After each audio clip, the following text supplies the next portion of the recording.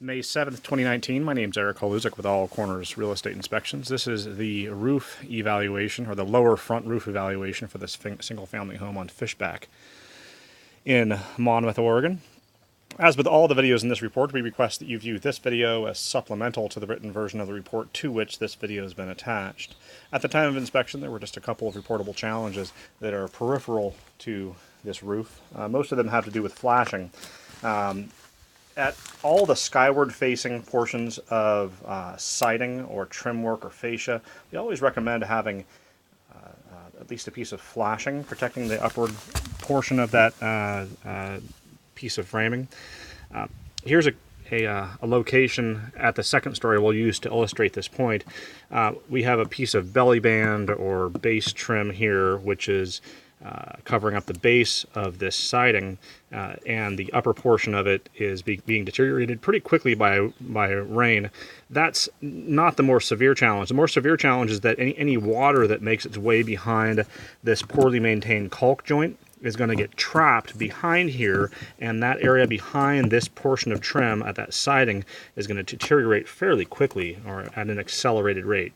Granted, some of that material will run down and then outside this portion of flashing. That would not be the case for this belly band. It's going to run down the face of the siding, get trapped in the tighter areas and not trapped in the other areas. You can see that there's an area of caulking at the left-hand side of the structure, but there's not an area of caulking at the right. Caulk is not a good long-term solution for water penetration challenges. Flashing is. We recommend the installation of flashing at all skyward-facing cellulose material at this single-family home in Monmouth, Oregon. There's some wear to the roofing material. It's sort of the earliest sign of roof wear is that we start to lose some of the granular material. It's a bit challenging to vent the area underneath a clear story roof such as this. We do have a ventilated area at that left-hand side, but the area at the second story, as well as the area at the first story, the area that we're standing on, is actually not ventilated. You'll experience slightly accelerated roof wear at the areas without those features, without soffit vent features.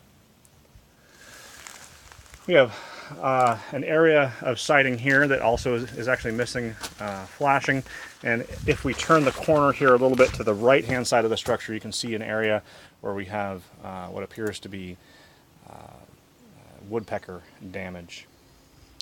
The right-facing roof here at the first story appears to be in reasonably good condition. We have step flashing at the right-hand facing side of the structure at the second story, which has been installed improperly. We have flashing here, however, the upper portion of the flashing has been installed over the top of the siding. This flashing is intended to be installed behind this course of siding, allowing water to run down the siding onto the roofing material, and any water that lands adjacent to the roofing material will land on the flashing and get routed downhill.